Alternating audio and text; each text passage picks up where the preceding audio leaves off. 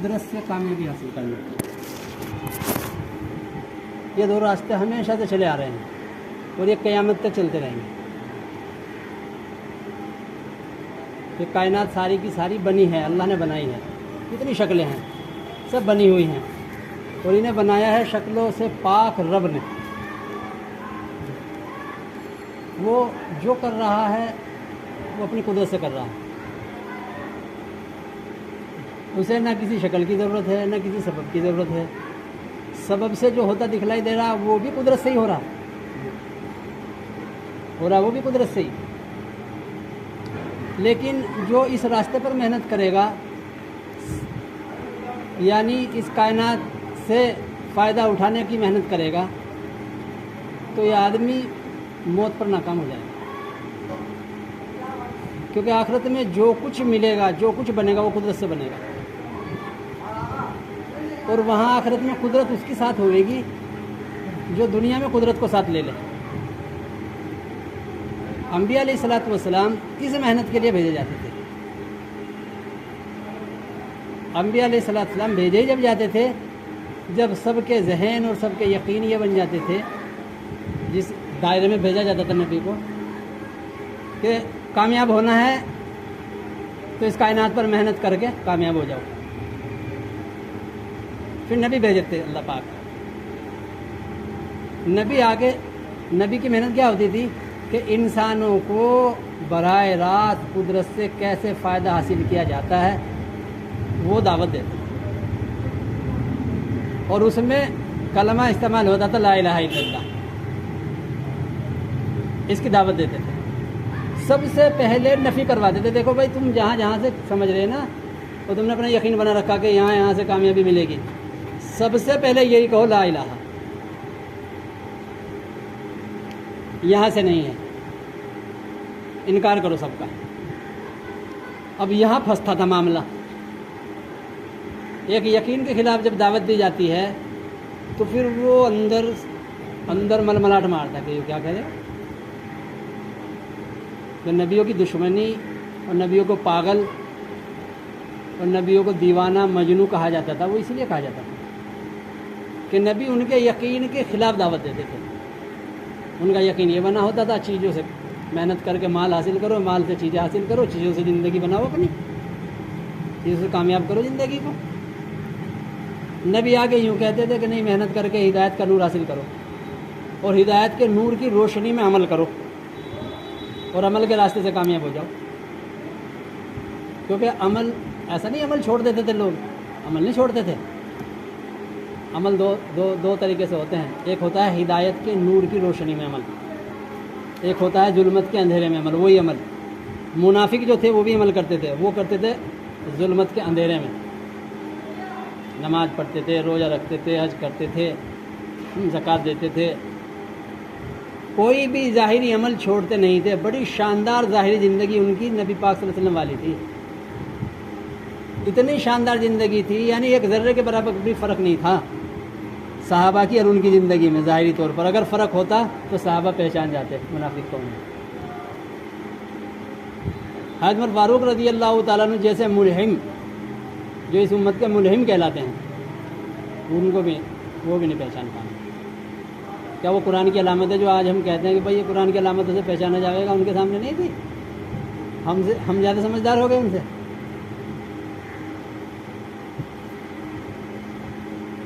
کیونکہ عمل تو اندھیرے کی ظلمت کے اندھیرے میں بھی تو ہوتے ہیں. ایک ہدایت کے نور کی روشنی میں عمل ہوتا ہے. مولانا یوسف صاحب رحمۃ اللہ علیہ فرماتے تھے ہدایت ہے کیا؟ ہدایت کا نور کیا ہے؟ فرماتے تھے ہدایت کا نور یہ ہے جو کچھ تمہیں مال اور اسباب سے ملتا ہوا اور ہوتا ہوا نظر آ رہا ہے وہ سارا کا سارا تمہیں محمد صلی اللہ علیہ وسلم والی نماز سے ملتا ہوا اور ہوتا ہوا نظر آئے. یہ ہے ہدایت کا نور.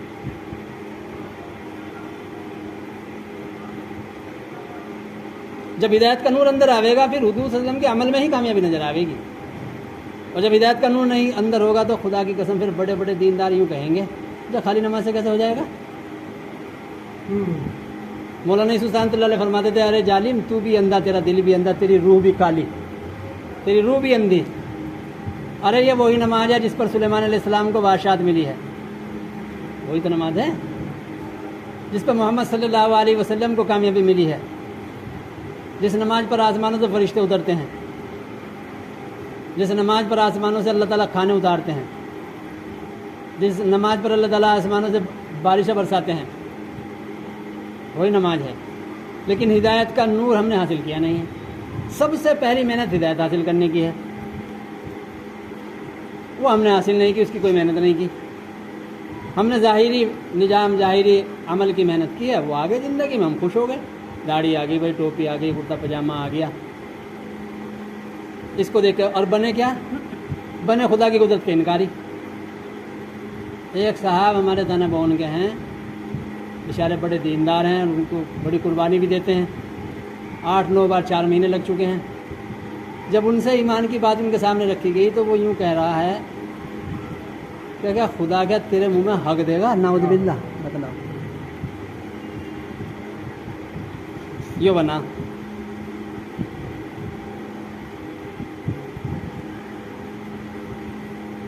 میرے دوست بزرگوں، جو اگر ہدایت کا نور حاصل نہیں کیا، یہ سارے عمل خدا کی قسم کچھ کام نہ آئیں گے، کچھ کام نہ آئیں گے اگر ہدایت کا نور حاصل نہیں کیا ہم نے۔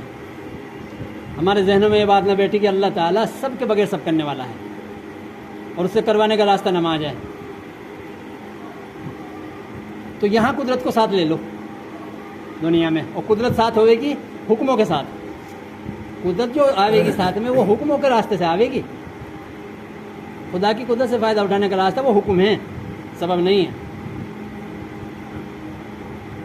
سب میرے دوست بزرگوں، سب سارے انسان آج سبب پر محنت کر رہے ہیں۔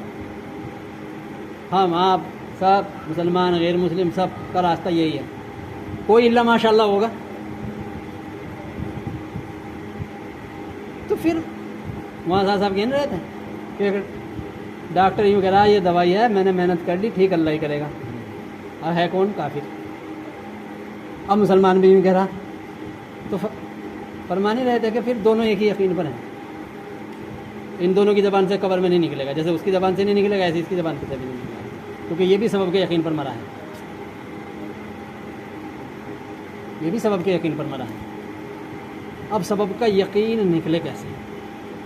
اس کو مولانا یوسف رحمۃ اللہ علیہ نے فرمایا، اگر تم یوں کہتے ہو میرا رب اللہ ہے، میرا پالنے والا اللہ ہے، میرے کام بنانے والا اللہ ہے، میری ضرورتیں پوری کرنے والا اللہ ہے، میرے اوپر حاجتیں ڈالنے والا بھی اللہ ہے، اگر تم یوں کہتے ہو میرا رب اللہ ہے، تو پھر تمہارا اللہ سے لینے کا راستہ نماز ہونا چاہیے۔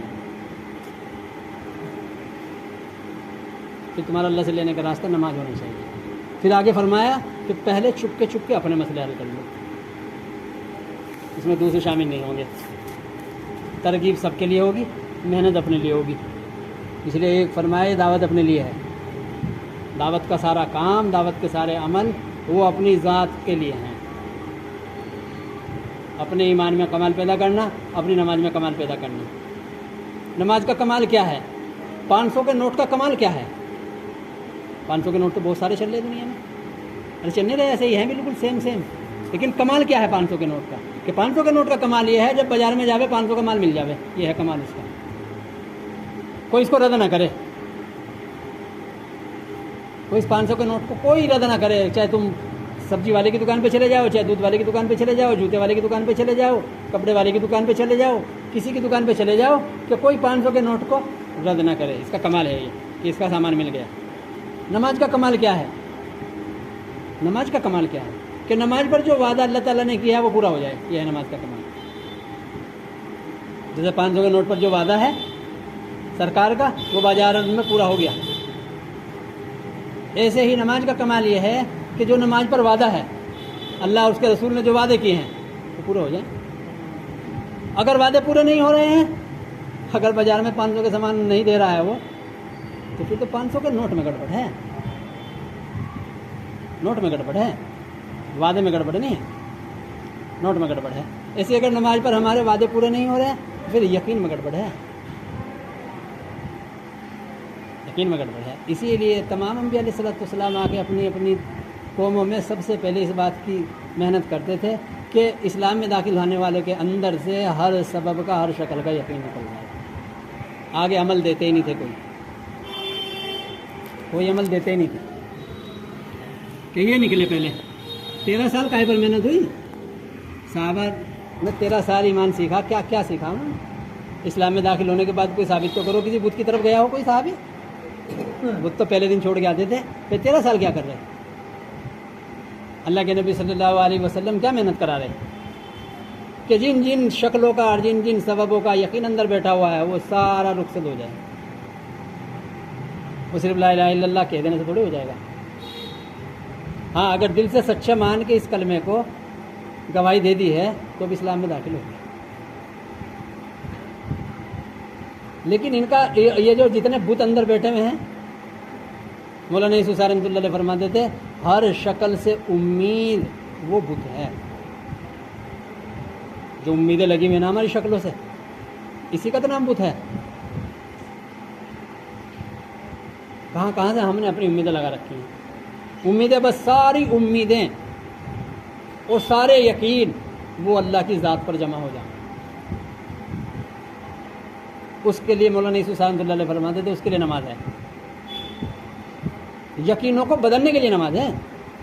یہ اللہ کے نبی صلی اللہ علیہ وسلم جب معراج سے نماز لے کر آئے تو کیا کہا کہ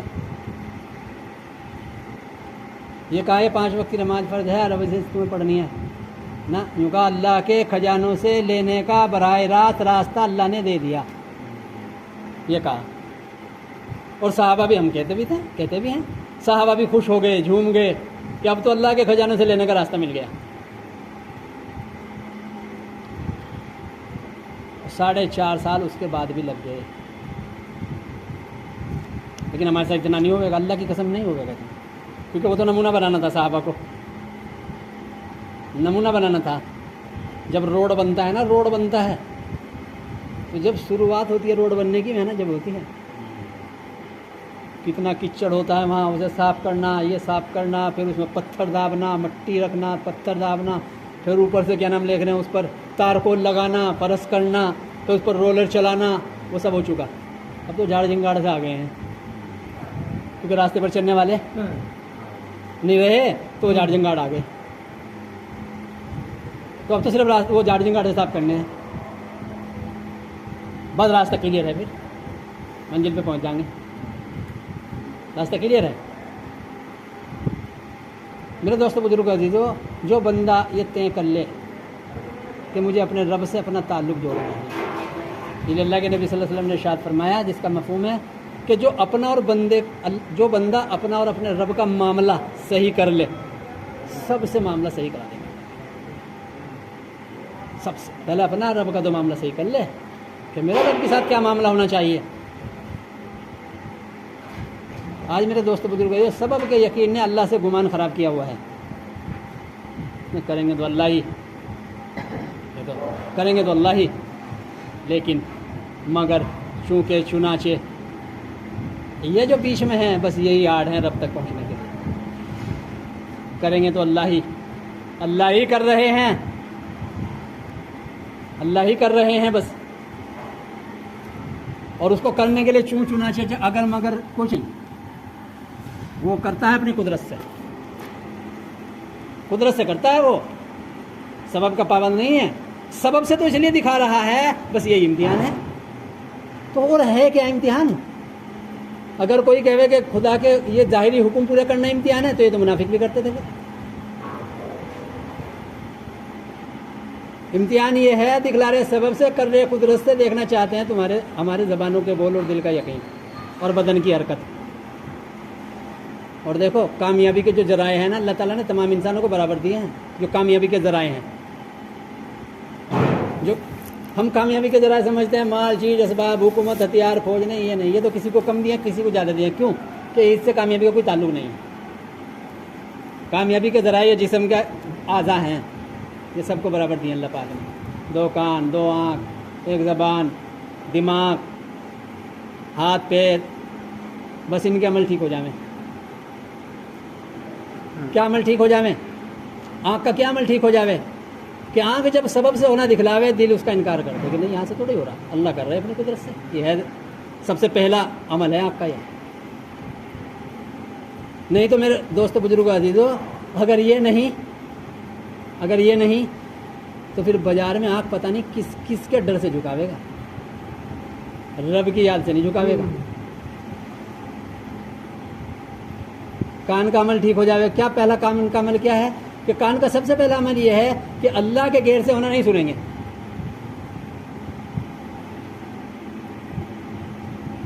اللہ کے غیر سے ہونا نہیں سنیں گے، اللہ سے ہونا سنیں گے بس۔ زبان کا عمل کیا ہے؟ سب سے پہلے بس یہی کلمہ بولیں گے، اسی کی آواز لگاویں گے، اسی کی رٹ لگاویں گے، اسی کے گیت گاویں گے، اسی کے نعرے لگاویں گے۔ اللہ کرتے ہیں، اللہ کے غیر سے نہیں ہوتا۔ ہاتھوں پیروں کا، دل دماغ کا عمل کیا ہے کہ اسے نماز میں استعمال کریں گے۔